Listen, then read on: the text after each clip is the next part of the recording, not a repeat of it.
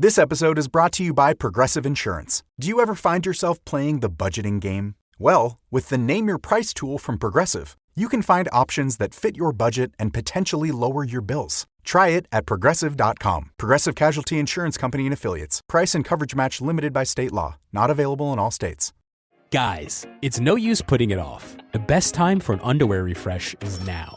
Tommy John underwear is designed for a perfect fit that stays put all day. There's zero chafe thanks to 4 times more stretch than competing brands. And their innovative horizontal quick draw fly is a game changer. With over 30 million pairs sold, there are thousands of men out there more comfortable than you. Don't settle for less. Go to TommyJohn.com today for 25% off your first order with code COMFORT. That's TommyJohn.com/comfort. Tommy John. Comfort perfected. Well, the holidays have come and gone once again, but if you've forgotten to get that special someone in your life a gift, well, Mint Mobile is extending their holiday offer of half off unlimited wireless. So here's the idea. You get it now, you call it an early present for next year. What do you have to lose?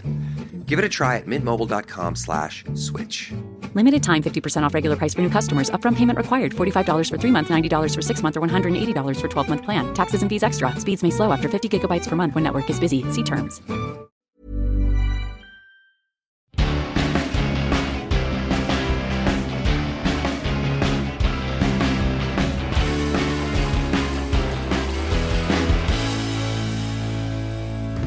Welcome to Shooby Dooby Doo, a podcast where we talk about pop music, specifically by deep diving a randomly chosen UK top 10 singles chart from the past. For goodness sake, take me in your arms, why won't ya? I saw her today, I saw her face, so I'm feeling glad all over. I'm not Diane, I'm Andy Robinson. And I'm James Cook. As usual. And which random top 10 singles chart from the past are we looking at this week, Andy? This week, James, we are looking randomly chosen by our computer the charts from the 23rd of February 1964. A chart from before both of us. I love doing a chart from time neither of us were alive, James. Makes me less nostalgic. In the charts around this time, in the top 40 at least, there was She Loves You and I Want to Hold Your Hand, both by the Beatles and both singles from later of the year before. There's 24 Hours from Tulsa by Gene Pitney, Only Want to Be With You, Dusty Springfield, Stay by the Hollies, and Dominique by the Singing Nun. The number one album in the UK was With the Beatles by the Beatles. Oh, yeah. That album was number one for 21 weeks. Only 4 different albums were number one in 1964. Really? 3 of them Beatles albums. Yeah. Hard Day's Night and Beatles for Sale and With the Beatles. And the Rolling Stones debut album. They were the only albums that were number one in 1964. So I looked into it. Between May 63 and 1968, only the Beatles, the Stones, the Monkees, Bob Dylan, and The Sound of Music had number one albums. Really? Over like a 5-year span. Wow. Suggesting the overarching popularity. The Rolling Stones are in our Patreon content, where we discuss half a dozen tracks that never ever made the top 10. Yeah, but that are knocking around in the rest of the top 50. And this week's bonus tracks include the first Rolling Stones single, the first ever punk record, Chuck Berry, a singing comedian, and Secret Share. You can join our Patreon community for free. The bonus tracks podcast costs less than a roll of AstroTurf a month. I was looking, James, around this time, what was happening in the world of the 23rd of February 1964. I mean, the French had just agreed to build the Channel Tunnel, culminating 30 years later. But as we've been saying, pop news, the Beatles have just come back from their first visit to America, I believe. They've just been on Ed Sullivan and all that. Top of the Pops is on television. That's been on 6 or 7 weeks around this time. The Kinks have just got a residency at the Marquee Club, and Keith Moon is about to join The Who. Got some stats about this chart? I love your 60s stats. This top 10 contains 4 UK number one singles, 3 songs going up, 4 going down, and 3 non-movers for a total net movement of positive 6. There are 3 British, 1 American and 1 Irish artists, and 5 from Liverpool. There are 7 groups, 3 solo artists and a duo, and 4 cover versions. Swinging stats, James. By my reckoning, there are 8 songs dealing with the complexities of love. 4 of those are concerning misery, 2 are about reassurance, and 2 are concentrating on a bodily sensation. The other 2 songs, one of them's instructing you how to dance, and the other song is about putting yourself in the centre of a historical setting. There are 5 or 6 key changes if you include one song to have 2. And I suppose during the same logic, there is one song of self-reference, although there are 3 examples of it. In a new feature, James, if you watch our YouTube playlist that we put in the attached features, there are 35 people wearing suits and 2 people wearing dresses. Yeah, check out those playlists. The links are in the description. And the great thing about the songs in this chart is they're all really short, so you can get through the top 10 in about 25 minutes. It's a joy, isn't it? Absolutely. Please rate and review and subscribe and share and follow. We like to chuck that in early, don't we? Yes, please leave us a review. Do you know, James, we've talked about this in the past, haven't we? You've suggested we are both stand-up comedians. We have to point that out sometimes. However, I was doing a gig yesterday in Skegness, Butlins for a 2000s pop weekend. I thought that'd be a good time at the end of my gig to mention that I do a podcast in front of 1,000 people. However, the way the gig went, I thought, I'm not telling anybody about this. I thought we'd just get loads of hate messages. You've ruined my weekend. Oh, no.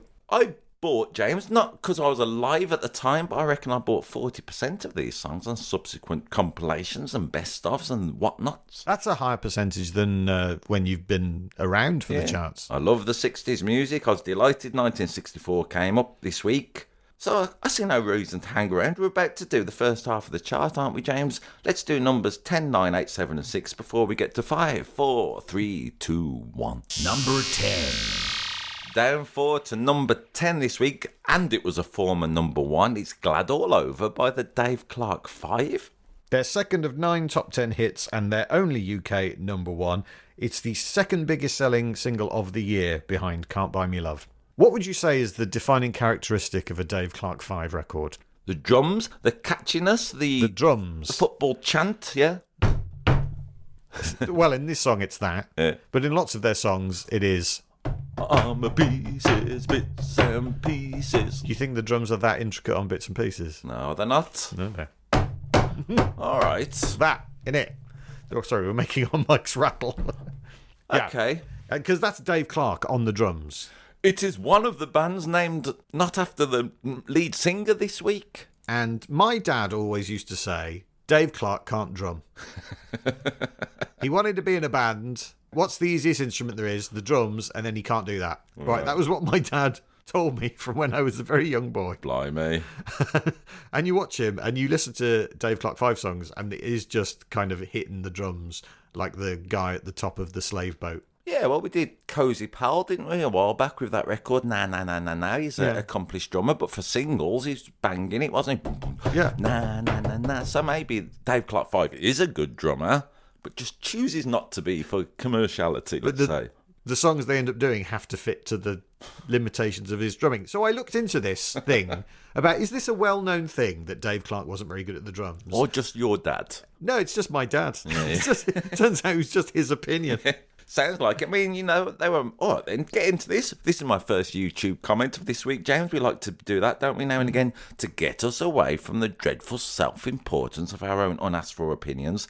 Trudy Sims 1564 says about her dad, my dad used to go boxing with Dave Clark in Tottenham. He said he always turned up late and he couldn't be bothered to do any boxing. My mum went out with Mike Smith a few times before Dad and before they were all famous. There's a lot of stories in there, isn't there? Mike Smith is the singer and keyboard player. And in the video on our YouTube playlist, doesn't he look like a young Hugh Grant? Yeah. He's handsome, isn't he? Got a great voice, I think. He sounds Lennon-esque, let's say, you know. It was interesting with Dave Clark 5, I think, because I spent some time in America. As Hollywood Joe 125 on YouTube says, he says this in capitals, the DC5 are the most underrated band in rock and roll. And when I was living in America for a little bit, I had one bloke who was into music. I mean, they're massive in America, the Dave Clark 5. He played me loads of songs that weren't Bits and Pieces and Glad All Over. And I was grooving, they're great. Do you know why they're so massive in America? No. It's because they were the second British invasion band to play the Ed Sullivan Show. So you mentioned in the intro the Beatles playing Ed Sullivan. I think they played it 3 times in the space of a fortnight. And then the next British band on after that were the Dave Clark 5. So in America they would have gone, oh, they're like the Beatles then. There's a few clips this week, if you look at our YouTube playlist, that might come from the Ed Sullivan Show after the Beatles, let's say, kicked open the doors. So, you know, that's worth looking at. In fact, the Dave Clark 5 appeared on the Ed Sullivan Show 18 times. Blimey O'Reilly. And they had more top 40 hits in America than they did in the UK. Also, let's say, James, we've got the Mersey sound coming up a lot in this 1964 chart, haven't we? I don't think that's giving away any spoilers. By all means, check out our Spotify and YouTube playlist for spoilers anyway. And as you say, it's a quick listen. But the Dave Clark Five were known for what they called the Tottenham sound. What's that then? I think they just came from Tottenham. And Was it just this one band? Yeah. Well, because like the Mersey sound was a whole bunch of artists, but the Tottenham sound were just one band. Yeah. Can we be the Shed sound then? I mean, I was thinking recently, as well as my Butlin story, I did a gig in Tottenham recently. I can't say the sound of all the people in that audience were glad all over. So, you know, who knows? Tottenham sound its own mystical way, isn't it? Is everything all right?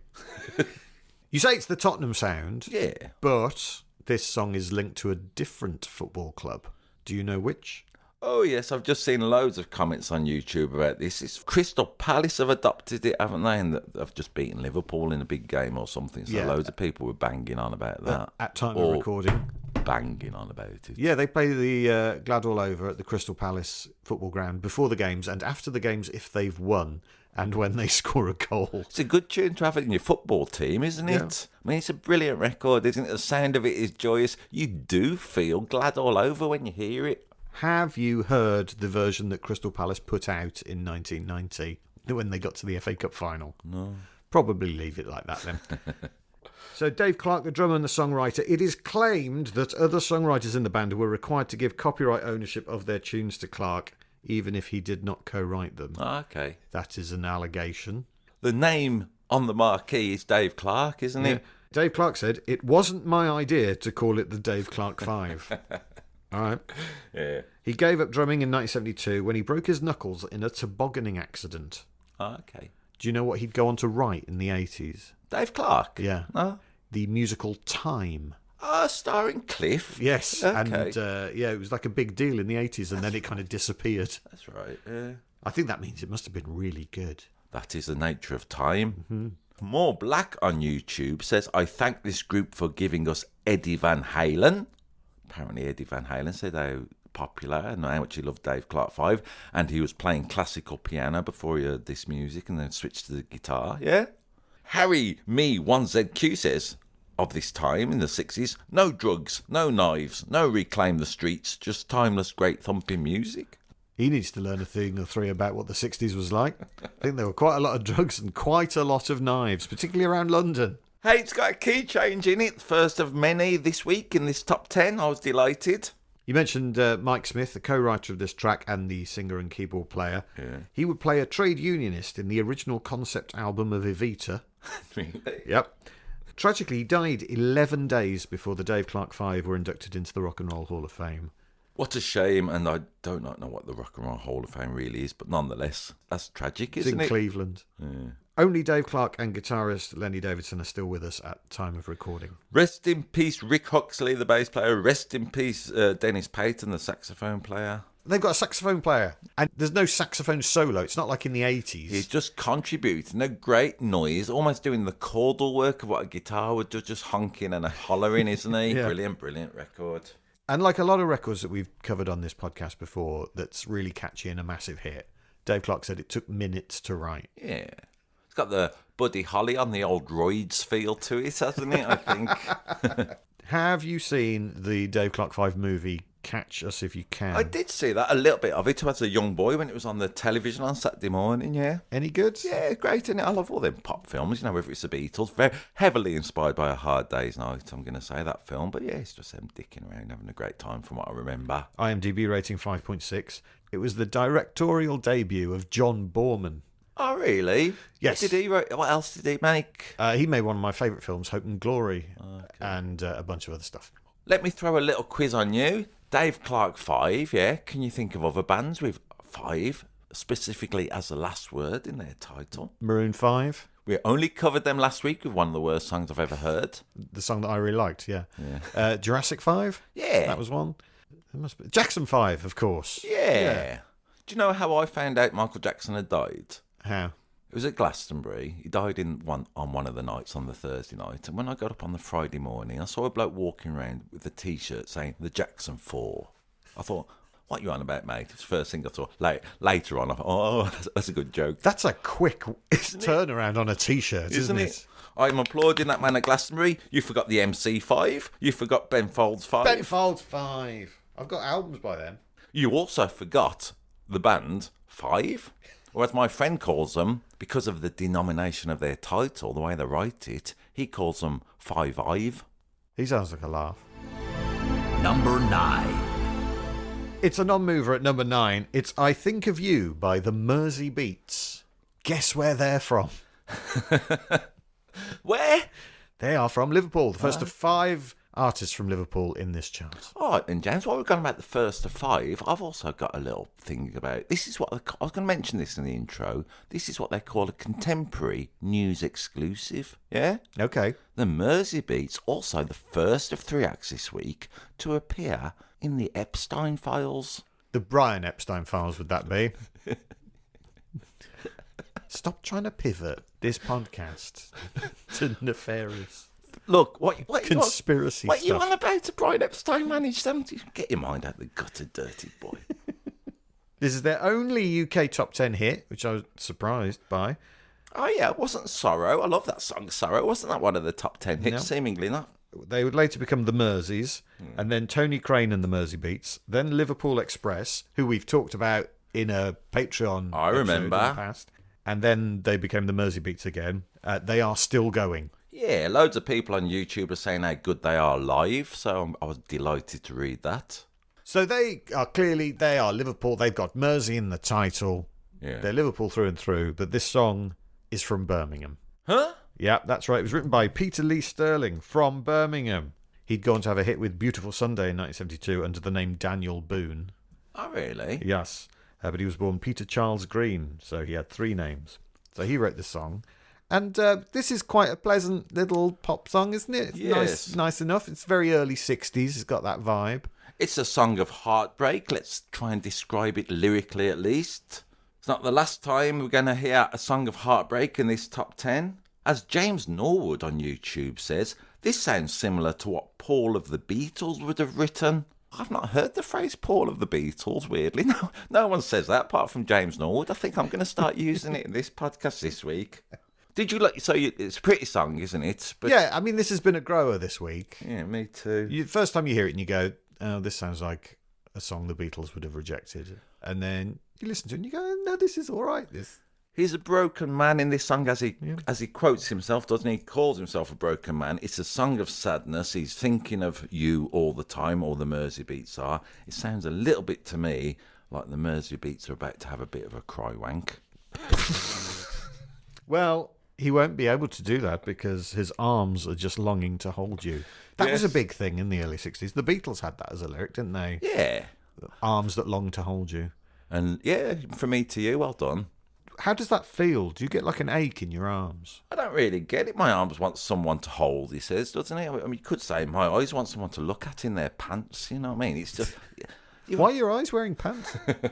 I was watching the video that's on the YouTube playlist. Oh, yes. Loads of men in suits. Yeah, and it is like watching a sort of alternate reality Beatles, isn't it? Yeah. They're like the Bizarro Beatles. Yeah, we are going to have to mention the Beatles, although, spoiler, not featuring at all in this top 10. Louis Junior Savard on YouTube says, pity Pete Best turned down joining the Mersey Beats after being cowardly dismissed by the Beatles. Don't know if that's true, but I like it. I've heard a rumour that that's the case. All right, while we're going on about the Beatles, that song Sorrow I mentioned earlier, in the Beatles song It's All Too Much, George Harrison quotes the first line, with your long blonde hair and your eyes are blue, on the fade out, which of course David Bowie did later. So, you know, all the shoelaces of the pop universe are starting to get tied up. They're not as sexy as the Beatles, are they? No. Whatever that band had and other bands, that charisma. But nonetheless, New Zealand Wild, get this, they might have influenced other people. New Zealand Wild on YouTube says, wow, Billy Kinsey, lead singer, Yeah. looks so much like Pete Shelley of the Buzzcocks. Even in his mannerisms, was Pete Shelley emulating Billy Kinsey? Or, That takes it out of Beatles land, doesn't it? or let me put this to you, is Pete Shelley a time traveller? Oh, I get you. It's probably that, isn't it? If we're going to do conspiracy theories this week, apparently. There's me mentioning the songwriter being from Birmingham as a desperate attempt to get the town we're both from into this chart, which is 50% from Liverpool. Now, I wouldn't really know how to go and research this without going through every top 10 ever. Yeah. You've done it before, James, let's be honest. Yeah, I don't want to keep doing it, though. I listened to an old one the other day. You went through every number one just to get the names of some capital cities. Yep. But this must be the most songs in a top 10 from one city. Let's say so. The Beatles will have a bunch of songs in the top 10 at some point, but this is 5 different acts from Liverpool. Yeah, man. Now, is it because of the popularity of the Beatles that they're all sort of coattail grabbing? Yeah. Or was it just something about that city at that time and the Beatles then go on to be like the cultural icons? I think, as the cliche goes, James, my belief is the truth lies somewhere in between, isn't it? I mean, you know, the Beatles were amazing, definitely kicked the doors open.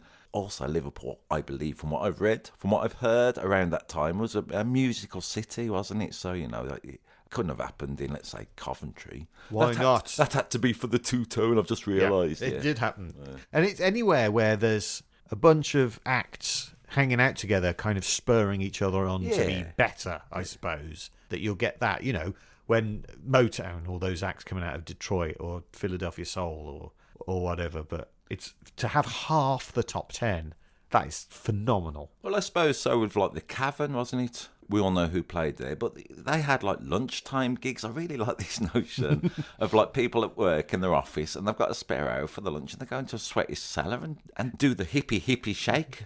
You know what I mean? It just wouldn't happen now, would it? On a lunch break. No. God, that would never happen around here, would it? No. You can't get people to come out in the night.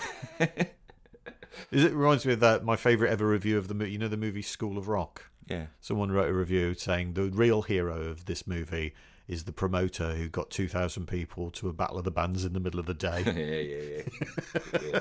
That was happening all the time in Liverpool in the 60s, it would appear. Yeah, so I'm going to say the Liverpool thing, it's not just the Beatles, or I don't want to keep banging on about, I do really, but nonetheless we've got other records to talk about. But, you know, it's a complicated thing, I think, Liverpool and the emergence of the beat boom around this time. I think absolutely that city was... They talk about it, don't they? All the sailors bringing the records over because it's a port city, so it had a greater musical awareness. Let's say. Did you watch a video? Yeah, I told you I did. Yeah. What did you make of that? They're all sitting on crates with a Venetian blind behind them, wasn't it? It reminded me of a bloke who's just moved into a flat. Having a cry wank, that's what I'm saying. And for the first 4 or 5 years, that's his furniture. It's quite, just some crates. Yeah, it's good for the song, I thought. And, like a lot of 60s bands do, they end with a bow. That's an old-fashioned thing. Dave Clark 5 do as well in their video. Yeah, I noticed that. And Brian Epstein made the Beatles do it. Maybe they were being copied, I don't know. But everyone's bowing at the end of the songs. I liked it. Well, that's the end of that. Shall we? This episode is brought to you by Progressive Insurance. Do you ever think about switching your insurance companies to see if you could save some cash? Progressive makes it easy. Just drop in some details about yourself and see if you're eligible to save money when you bundle your home and auto policies. The process only takes minutes, and it could mean hundreds more in your pocket. Visit Progressive.com after this episode to see if you could save. Progressive Casualty Insurance Company and Affiliates. Potential savings will vary. Not available in all states. Flowers die in 3 days. Matching underwear from MeUndies? That's a gift that lasts. MeUndies creates matching prints for couples and friends. Same adorable designs in different cuts for each of you. All made from their signature ultramodal fabric that feels impossibly soft. With 30 million pairs sold and 90,000 5-star reviews, MeUndies matching prints are the perfect gift. Valentine's Day is February 14th, so don't wait. Get exclusive deals up to 50% off at MeUndies.com/ACAST. Code ACAST. That's MeUndies.com/ACAST. Code ACAST. Bow.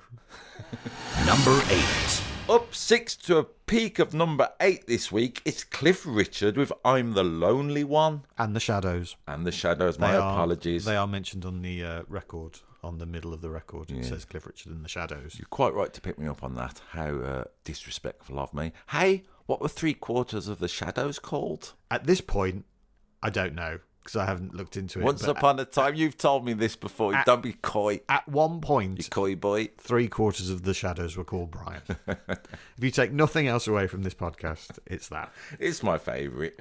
This is his 4th of 6 top 10 hits. Hang on, not his, there, because the Shadows, yeah. Right. This is their 4th of 6 top 10 hits in 1964 alone. Yeah, man. It's a groover, this, isn't it? I love this week. I didn't know this before, despite my... Did you not? Despite my predilection for Cliff. You didn't know this song at all? No. I've known this song. I've known this version, and I've known another version of this song. How? Who? Why? Well, we'll get into that. Okay. The song was written by Gordon Mills. What does he have in common with Cliff Richard? I don't know. It's to do with where they were born. India? Yes, they're both born in India. Okay. Cliff Richard was born in Lucknow, and Gordon Mills was born in Chennai. Okay. Gordon Mills, former member of the Viscounts and future manager of Tom Jones, Engelbert Humperdinck, and Gilbert O'Sullivan, all of whom he named. Pretty Because good. there's a little link there, isn't there? Yeah. And whose daughter Claire is the subject of the Gilbert O'Sullivan song Claire. Okay. And he also has a writing credit on It's Not Unusual. Cliff Richard said, "It wasn't originally planned as a single. I usually include a couple of rockers on my albums, and this song was cut with that in view, but the beat craze changed our plans." Yeah, well, I liked it because I don't think it's that Mersey Beat tribute so much, despite Cliff Richard being in the charts in 1964. I mean, if you'd never heard of Cliff Richard and you heard this song on its own, it was a one-hit wonder. I'm not sure what my point is really, but you think of it differently. Yeah, you do. Great, this record. You're not bringing the mistletoe and wine baggage Yeah. into it. Yeah. No, it's a great little rocker. And before, you've told me off for saying this before, but I think Cliff's really good at this kind of thing. Why would I tell you off for that? Because before, when I said Cliff didn't have a strong enough voice to do some fucking ballads, idiot! to do What do you mean? I'll say what happened. Yeah. But I'm like, no, I think this is him being his best. This is him being a rock and roll star, a pop star. Yeah, And man. that's what he's really good at. And the Shadows being great, of course. Cliff Richard released a German language version of this song called Zuweil Alien. The German lyrics were written by prolific German songwriter Kurt Herter. It's such a lyrical language. Such a beautiful language. Now, yes, so I really like this song. Me too. Nip over to Spotify. We always like to remind you that intermittently, either before, during, or after this podcast, to check out these songs we're banging on about. Makes everything better. It's the first mention in this week's top 10 of being a lonely one or an only one, yeah? But it's quite upbeat. Yeah, man. I'm really lonely, let's have a disco. Reminded me like it could be Mel Torme or something. It's so swinging. So here's my tiny little criticism. It's not really a criticism. This is your fly in the ointment. Here's a tiny little fly in the ointment. The other version of this song I've heard Who dat? is by Tom Jones. Okay. Now, as you can imagine, Tom Jones has got a big meaty voice. Yes. Hasn't it? And once you've heard that version, feels a bit like I'm the Lonely One light. Okay. But it's still good. Yeah. Still good. I But can imagine Tom Jones picking this song up and, let's say, flinging it round the room. yes, very much so he does that. Oh, I was interested to know that you'd never heard of it. I thought you'd have been all over this. No, I was delighted. Another great side benefit, James, apart from seeing you every week of, doing this podcast, brilliant.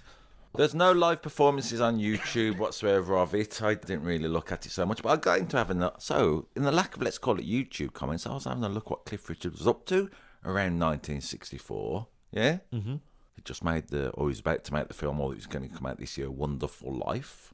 Not to be confused with It's a Wonderful Life. No. And it's a ballsy move to name your film after like one of the most beloved popular films of all time. Yeah. I mean, Cliff's version of A Wonderful Life is him and his band being deserted on an island for some reason, which a film is being made there secretly. And would you believe that Cliff and his band put themselves in the film making some songs? And also, at the very end, a really bad dogging scene. I was surprised to see it. It's got On the Beach in it, all them sort of songs. That's good. I think you're watching a different film.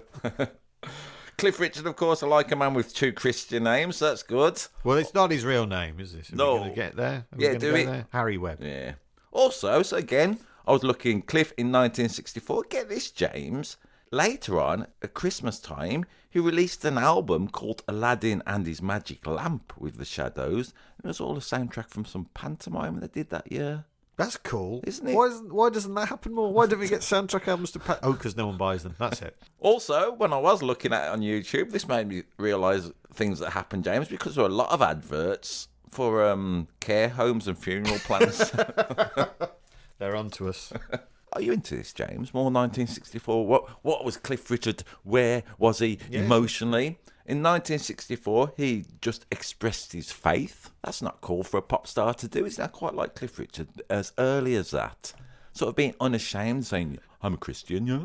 I think there were particularly American singer-songwriters and rock and roll stars who were more explicit about their religious beliefs. I don't think it's not a thing that British people do, really, is it? I mean, I remember I went to see Dolly Parton about 10, 15 years ago, and I mean, it was great fun and everything, but there was one bit where she started talking about her faith, and you could just see everyone in the audience going, we don't really do that here. Well, quite. I mean, all the presidents have to, align themselves with the big fella, don't they? Yeah. The big chief. We don't do it. So but that's why I think it's quite brave of Cliff Richard, despite what you might think of him, despite what you might think of religion, yeah.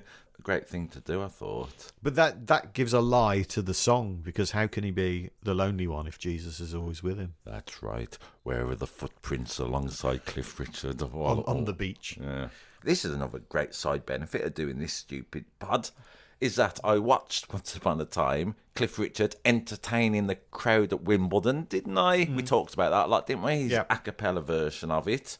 Made me think, there's not many people who could just all of a sudden stand up and do a gig. I mean, it's a good job that Jean-Michel Jarre wasn't expected to entertain the crowd at Wimbledon. Or, other beloved 80s stars. Imagine Bernie Clifton being asked, I haven't got my ostrich, you just have to run around. Or I love that your two go-to people for this bit are Jean-Michel Jarre and Bernie Clifton. We're doing a pop music podcast. Yeah. Imagine if there was a power shortage at a Cliff Richard gig and Roger Federer was there. They'd have to get a swing ball out and he could... Number 7.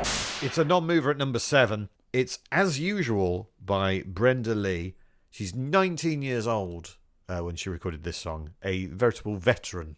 She's been around for ages at this point. Yeah, man, we discussed her from 1958 with the brilliant song Here Comes That Feeling. Here she is, still in the charts 6 years later. Yeah. Especially among all the lads in the suits. And she's American as well. Yeah, man. Unusual in this chart. It's her sixth and final UK top 10 hit.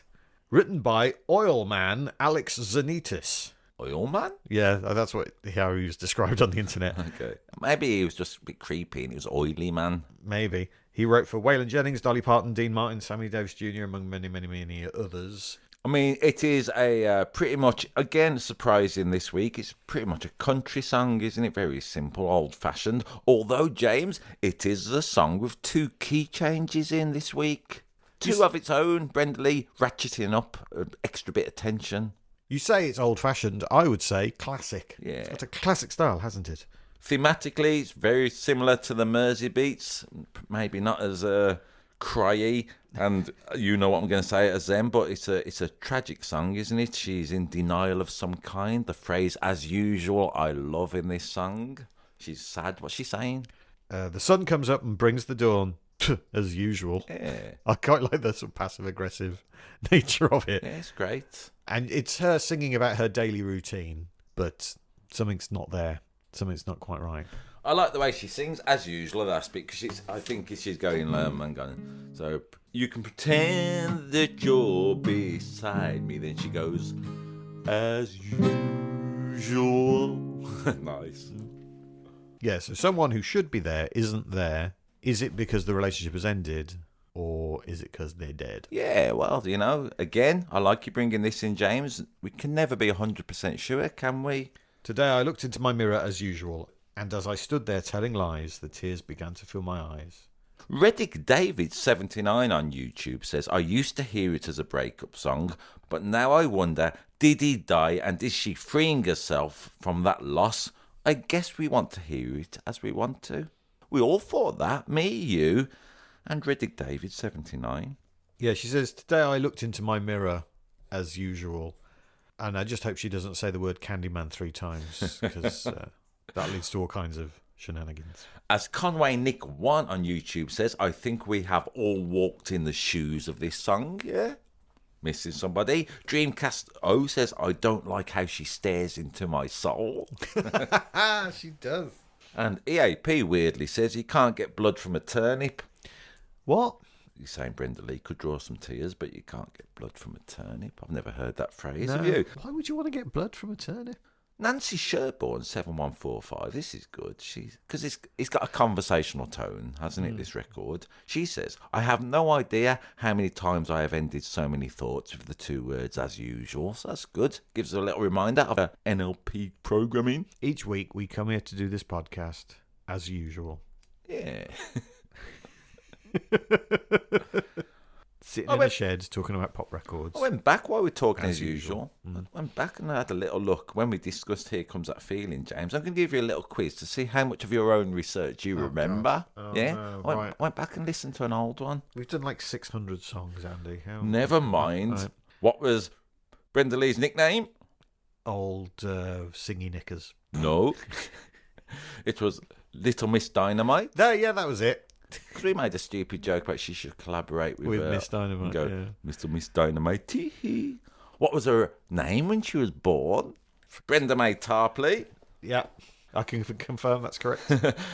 How old was she when she first had hits? 14? 12. Ah, damn it. How old was she when she recorded Rocking Around the Christmas Tree?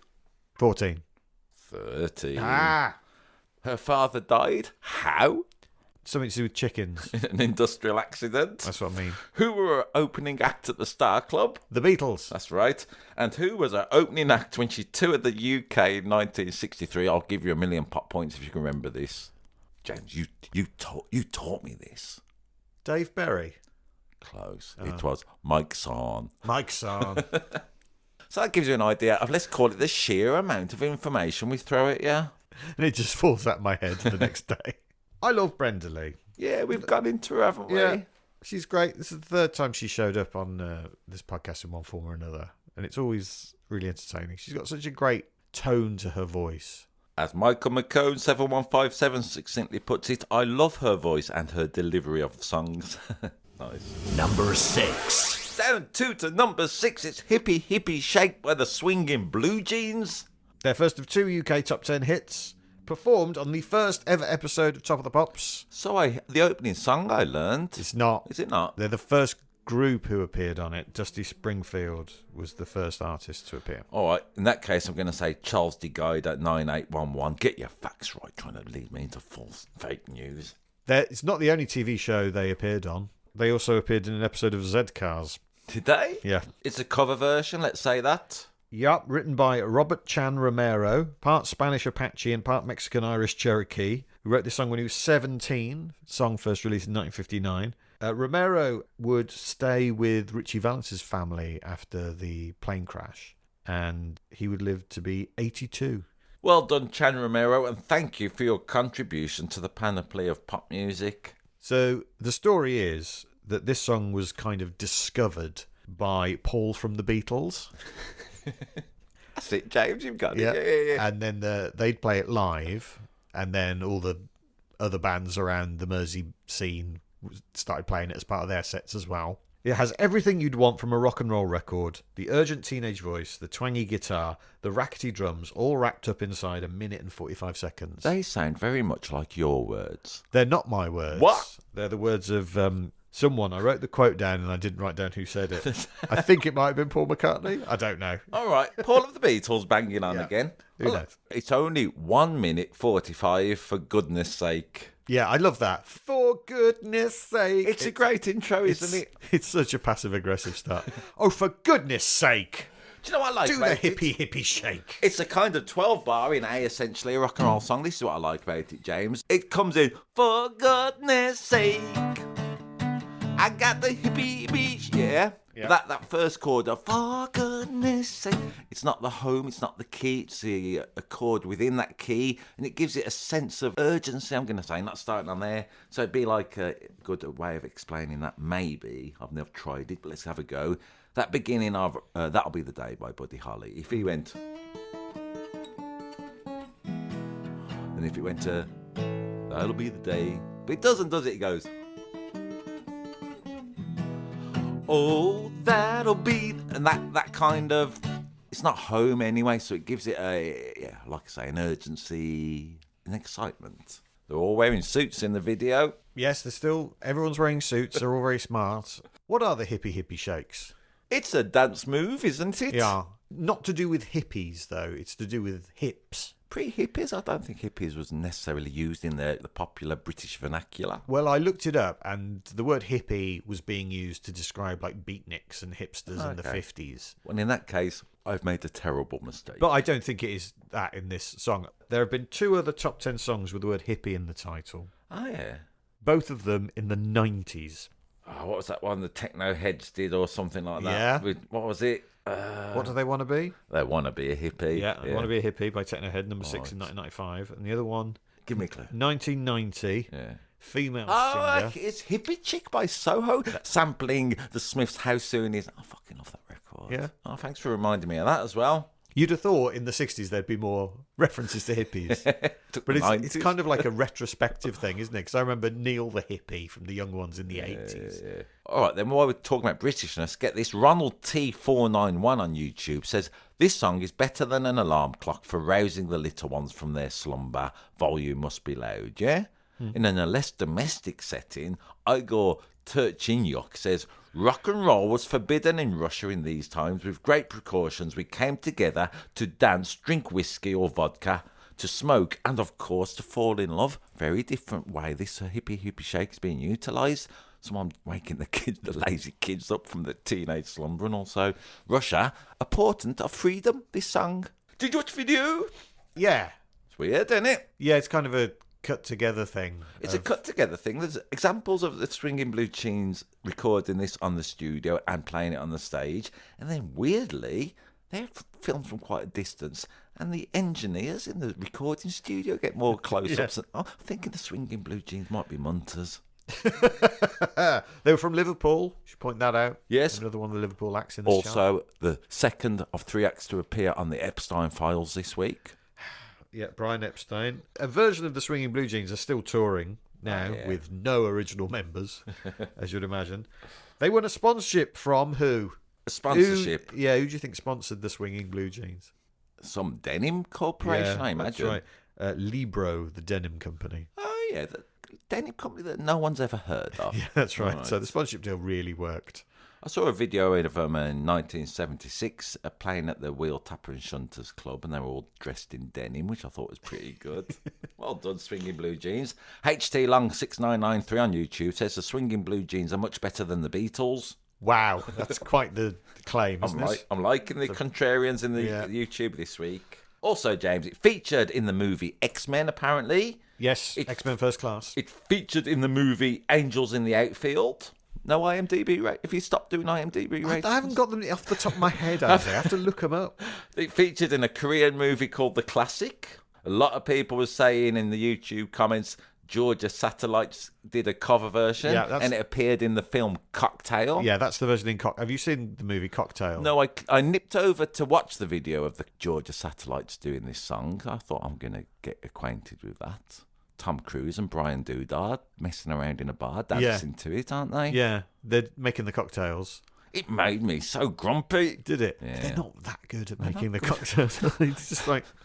And there's a massive crowd gathering round to watch these two guys be okay at making cocktails. They make cocktails in such a way that if your mate did it, you'd go, that's impressive. But if you went to a big bar and everyone was going, these guys are amazing at making cocktails, and you watch them, you go... I couldn't work out this week, James. Usually when I watch a film, my favourite scene is when the characters are dancing to another song, either singing along in a car or messing around. So I'm open to that notion. I clicked on Tom and Brian doing the Hippy Shake. I thought, get lost, dude. Anyway, that's the Georgia Satellites. It's not the Swinging Blue Jeans. Made me think when I was working as a barman in my early years as a pub in West Bromwich, I wasn't getting that kind of reaction from the crowd. I was making the drinks. In fact, all the regulars took the piss out of me because they saw me reading a book in a break once. Imagine that film. Yeah. Did they call you the professor after that? It's also in the series 11 episode Pygmalion of The Simpsons. Okay. There they are. There they are. All right, then. Which I did watch. I read on YouTube a couple of people saying Little Richard gave them their break. Do you know anything about that? Let's just say it's gossip and rumour. In what way? I don't know. Little Richard probably publicised them one day. I don't know. I'm just hoping you do it. Oh. Big Red Freak says, whenever I have the hangover shakes, this song comes to mind. It could be a horrendous disease, couldn't it? The hippie shakes. Yeah.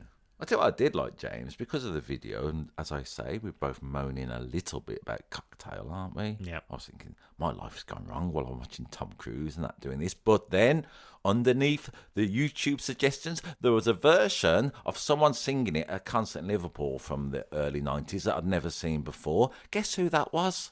Early 90s? Yeah. Liverpool? Yeah. How early 90s? Just in the 90s. It was a gig with a Liverpool above the stage, so I'm guessing it was a city celebration. Guess who sang a version on that? Was it Paul from the Beatles? It was Paul from the Beatles. I was delighted. Thanks. A lot of people go on. This is interesting as well, I thought. A lot of people go on in the comments in YouTube that it really reminds them of Stab You in the Heart by Green Day.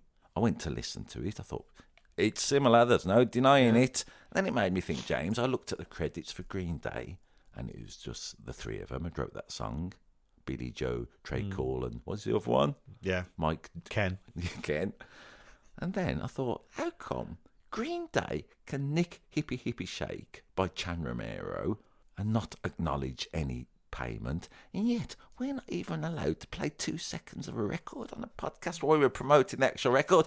I'm saying it bent my head this week. I've just got a big problem, James, about us. It's one rule for Green Day, isn't it? One rule for Green Day, one rule for everybody else, apparently. Hey, this was interesting. On the credits on Wikipedia, there's a little rumour around that the great American drummer who played on this record, at least, was Earl Palmer, unless it's the same name. As yet unsubstantiated, but you never know. Email us into shoobypodcast@gmail.com if you know who Earl Palmer is and whether he played on this Hippy Hippy Shake, for goodness sake.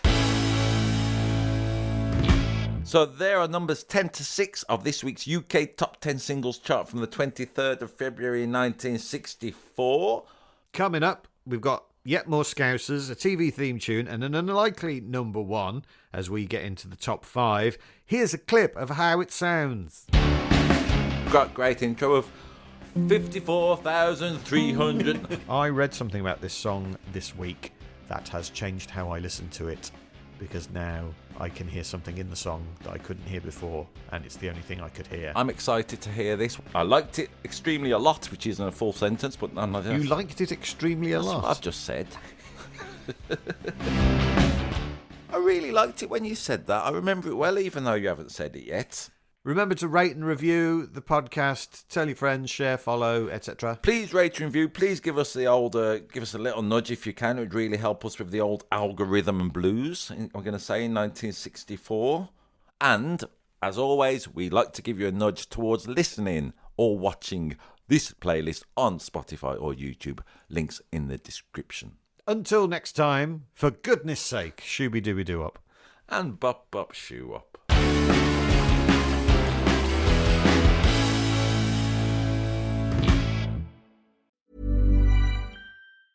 This episode is brought to you by Progressive Insurance. Do you ever find yourself playing the budgeting game? Shifting a little money here, a little there, and hoping it all works out? Well, with the Name Your Price tool from Progressive, you can be a better budgeter and potentially lower your insurance bill, too. You tell Progressive what you want to pay for car insurance, and they'll help you find options within your budget. Try it today at Progressive.com. Progressive Casualty Insurance Company and Affiliates. Price and coverage match limited by state law. Not available in all states.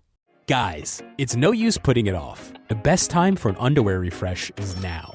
Tommy John underwear is designed for a perfect fit that stays put all day. There's zero chafe thanks to 4 times more stretch than competing brands. And their innovative horizontal quick-draw fly is a game changer. With over 30 million pairs sold, there are thousands of men out there more comfortable than you. Don't settle for less. Go to TommyJohn.com today for 25% off your first order with code COMFORT. That's TommyJohn.com/comfort. Tommy John. Comfort perfected.